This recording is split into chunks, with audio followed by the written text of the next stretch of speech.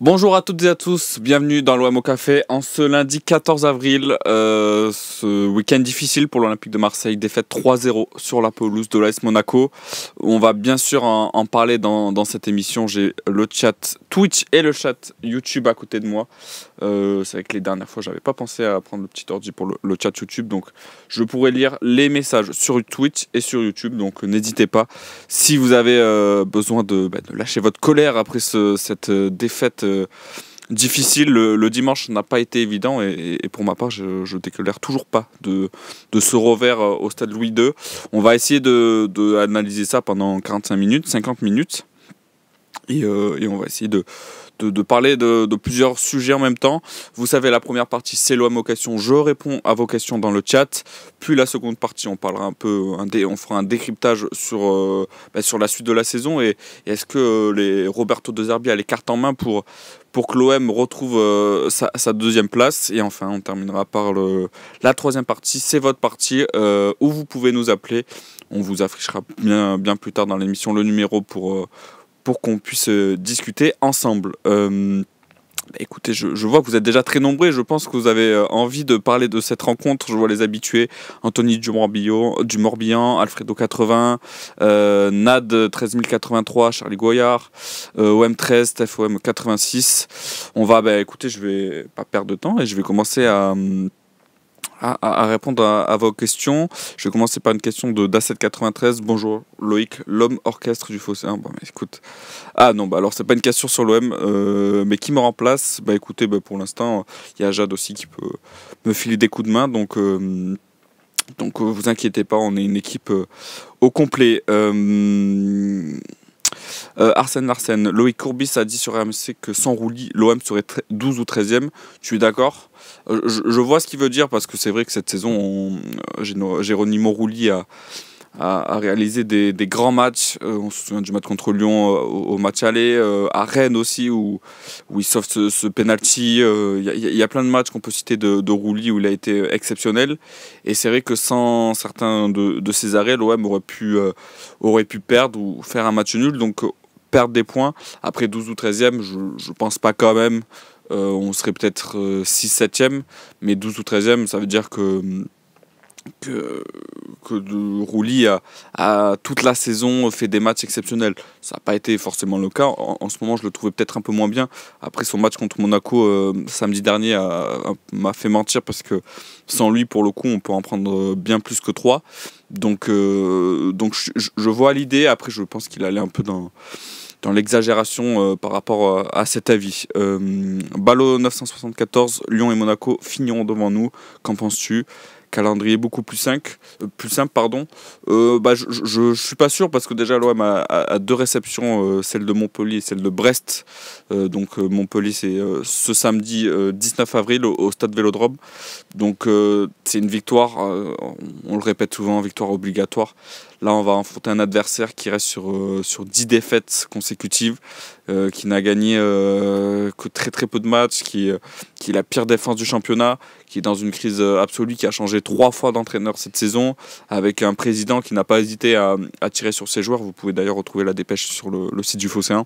Donc je ne vois pas comment l'OM ne peut pas s'imposer face à Montpellier, même dans la situation actuelle où on sent un OM malade, hein, clairement on peut le dire, mais c'est quand même une équipe qui est bien faible et donc il faut absolument gagner contre Montpellier. Bon, après cette phrase peut s'étendre sur les derniers matchs, mais déjà Brest aura un tout autre défi. C'est une équipe qui peut nous embêter, qui n'hésite pas à presser son adversaire, à se projeter. Alors ça peut parfois pas convenir à l'OM.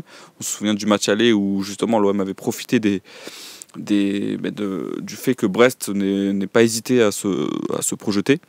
Mais ça va être une équipe qui pourra déjà poser beaucoup plus de soucis à cette OM. Et écoutez, on verra, mais je pense que quand même l'OM a l'écart. Après, moi je suis un éternel optimiste, donc Slim pourra vous confirmer. Je crois toujours que l'OM va pouvoir se relever parce que au final on regarde le match contre Monaco. Alors bien sûr il y a le score 3-0 qui est assez lourd quand même, on va pas se mentir, mais il y a une première mi-temps qui moi m'a montré des choses assez intéressantes. Alors bien sûr, il y a des erreurs défensives. D'ailleurs, n'hésitez pas à 13h, vous allez retrouver la minute tactique proposée par nos amis de la Minute OM, qui reviennent justement sur ces erreurs qui sont parfois un peu grossières, notamment défensives, et qui amènent les buts monégasques. Donc n'hésitez pas dès 13h à retrouver ce débrief tactique très intéressant. Donc, euh, donc, donc voilà, mais c'est vrai qu'il y a quelques erreurs qui plombent le match. Il y a donc ce premier but qui part d'une erreur de Kondogbia. D'ailleurs, je reviens un peu sur cette minute tactique de nos amis de la Minute OM qui avaient expliqué en avant-match que Mbolo, sa principale force, c'est le jeu de haut but. Qu'est-ce que fait Kondogbia sur le premier but? Il vient coller Mbolo qui, dans cet exercice, excelle. Et justement, après, ça crée des décalages. Alors, il y a des concours de circonstances avec une passe qui est contrée de la part de Rabiot qui revient dans les pieds d'un Monégasque. Après, il y a le double arrêt de Rouli qui, pareil, ça revient encore dans les pieds des joueurs de Monaco. Et après, il y a ce but. Mais c'est trop d'erreurs à ce niveau-là. On ne peut pas se permettre de commettre des erreurs. C'est un match. On l'avait dit avant la rencontre, hein, il n'y a pas de secret, c'était un match crucial pour cette fin de saison et pour cette course à la Ligue des Champions. Et on ne peut pas se permettre de commettre des erreurs comme celle-ci. Et on ne va pas oublier ce raté de Luis Enrique qui, 2 jours après, je ne comprends toujours pas comment il arrive à la mettre, pas à côté, parce que je crois que c'est l'arrêt, c'est le portier monégasque qui sort le ballon. Mais c'est une occasion qui doit dans 99% des cas, finir au fond. Et là, malheureusement, ça n'a pas été le cas. Et je pense que c'est le tournant du match, parce que revenir à un partout à la mi-temps, ça serait un tout autre match. Donc, je vais essayer aussi de prendre vos commentaires. Justement, une question d'Arsène. Loïc, tu penses que De Zerbi va parvenir à redresser la situation? Comment va-t-il faire quand on voit la faiblesse actuelle de notre défense centrale?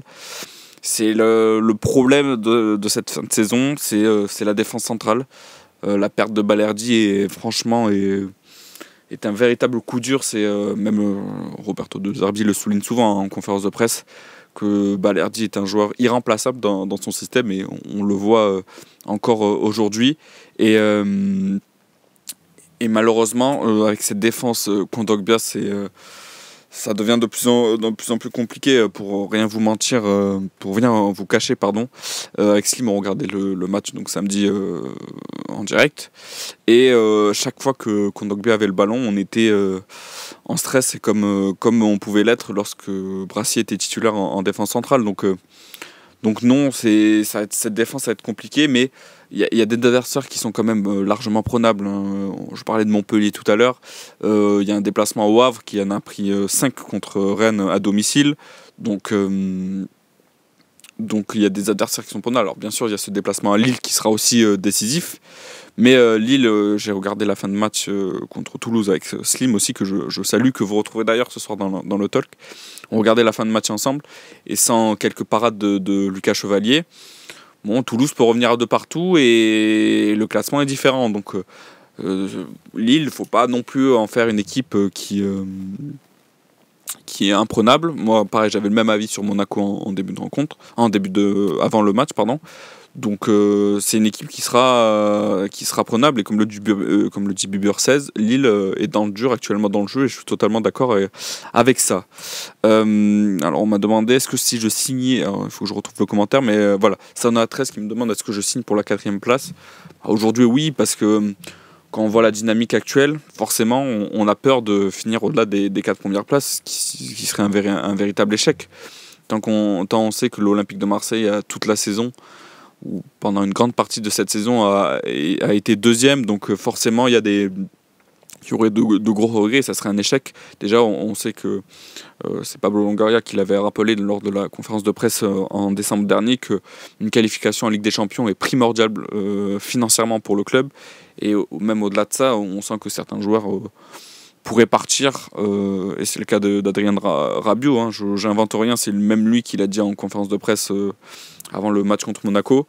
Donc ça serait un véritable coup dur pour le club de ne pas terminer dans la 4e place. Donc je préfère savoir que l'OM termine 4e et passer malheureusement par un barrage, que prendre le risque de peut-être finir à une bien meilleure place, mais aussi de finir moins bien classé.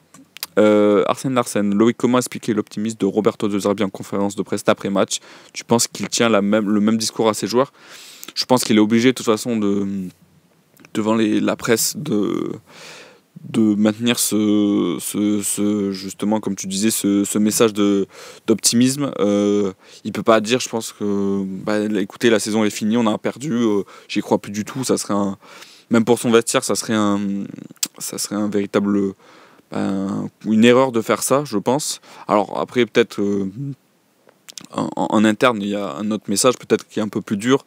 Et quand je vois l'attitude de certains joueurs, on va parler de Luis Enrique peut-être un peu plus tard dans l'émission, je vois pas comment certains joueurs peuvent retrouver cette envie. Je pense qu'il y a quelque chose qui s'est cassé. On sait ce qui s'est passé après la défaite contre Reims, où justement il y a eu alors pas ces embrouilles, mais il y a eu ces quiproquos, on va dire, avec son groupe. Donc là, j'ai l'impression, je vois un commentaire aussi qui disait que peut-être que c'est Alpha Blue Light qui nous dit Roberto De Zerbi a perdu ses joueurs avec son système et son système montre ses limites. Et je reviens un peu sur ce qui a été dit durant la troisième mi-temps. Je crois que c'est Romain Hering, je ne veux pas dire de bêtises, mais qui expliquait qu'avec son système et sa volonté de tout contrôler, peut-être que De Zerbi a transmis sa peur à ses joueurs. Et on a l'impression que c'est un peu le cas. Alors, comme je l'ai dit en première mi-temps, il y a beaucoup de choses qui étaient très intéressantes. Il y a certaines ressorties de balles qui m'ont beaucoup plu, à l'image de cette occasion de Luis Enrique, où justement ça part de Rouli qui s'appuie sur Greenwood. Et après, ça part sur une magnifique action collective et qui aurait dû amener un but. Hein. On va pas se mentir. Mais il y a des choses intéressantes dans le jeu. On voit il y a des circuits de passe qui sont maîtrisés, etc. Mais c'est comme on en revenait au même sujet, c'est la défense qui plombe beaucoup de choses en tout cas. Et on voit les 3 buts, c'est 3 erreurs défensives. Donc après le problème c'est que malheureusement, alors je sais pas, faudrait poser la question à Roberto De Zerbi en conférence de presse. Est-ce que pour lui il trouve qu'il y a une erreur dans le recrutement? Parce que finalement, on se retrouve avec samedi, avec un milieu de terrain qui est reculé en défense centrale et 2 joueurs qui sont logiquement des latéraux qui se retrouvent dans l'axe central. Donc il y a des choses à peut-être à remettre en cause, et peut-être ce recrutement du dernier mercato n'a pas été bon. Et pareil, je vois encore des personnes qui me parlent de Chancel Mbemba. Sébastien en a parlé, Slim en a parlé, Romain en a parlé. Il faut arrêter de parler de Chancel Mbemba. Ça sera un joueur qu'on ne verra plus du tout sur le maillot de l'Olympique de Marseille. Cet été, il va partir libre. Donc non, désolé, Mbemba ne fait plus partie de l'équation. Et il va falloir faire ça jusqu'à la fin de saison. The Mick, alors je vais essayer de prendre des commentaires sur YouTube. C'est vrai que je me concentre beaucoup sur Twitch, mais il faut lire aussi nos amis de YouTube. Rabiot, si je parle, je vais dire des dingueries. Qu'est-ce qui se passe? Je pense que c'est un peu à l'image, je prends un message d'Alexandré pour ne pas le citer. Je pense que c'est un peu à l'image de son coup de gueule après la défaite contre Reims. Je pense qu'il lui aussi dénote l'attitude de certains joueurs qui est pas loin d'être une faute professionnelle. Je vois, pareil, je vais reparler de Luis Enrique, je vais peut-être un peu trop taper sur lui. Alors bien sûr, c'est pas le seul fautif. Bien au contraire, il y a plein d'autres joueurs qui aujourd'hui ne sont pas clairement à leur meilleur niveau. Mais je vois Luis Enrique sur des replis défensifs, sur justement cette occasion où... Après, c'est peut-être aussi un manque de confiance de sa part, ce qui est probablement le cas. Mais je ne peux pas imaginer que dans un sprint final, certains joueurs abandonnent. L'OM a encore, comme je l'ai dit en début d'émission, a les cartes en main pour terminer sur le podium. On l'espère. Mais on peut pas abandonner comme ça, alors que il y avait à la mi-temps, il n'y avait qu'un 0. Hein. Il n'y avait pas 3-0 pour Monaco. À 3-0, malheureusement 3-0 mi-temps. Alors bien sûr, c'est des joueurs professionnels, ils doivent garder cette envie de remonter au score. Mais je peux comprendre qu'il y ait une légère baisse de motivation. Mais 1-0 à la mi-temps, avec justement cette première mi-temps, comme je l'expliquais, qui était intéressante.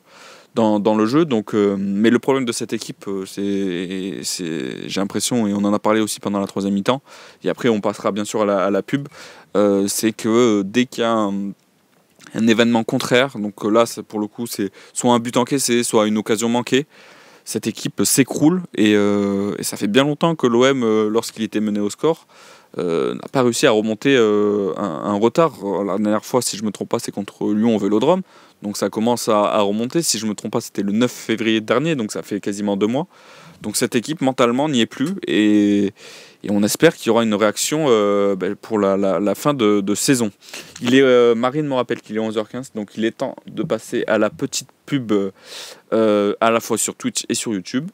Donc voilà, les abonnés, ceux qui sont abonnés, n'hésitez pas.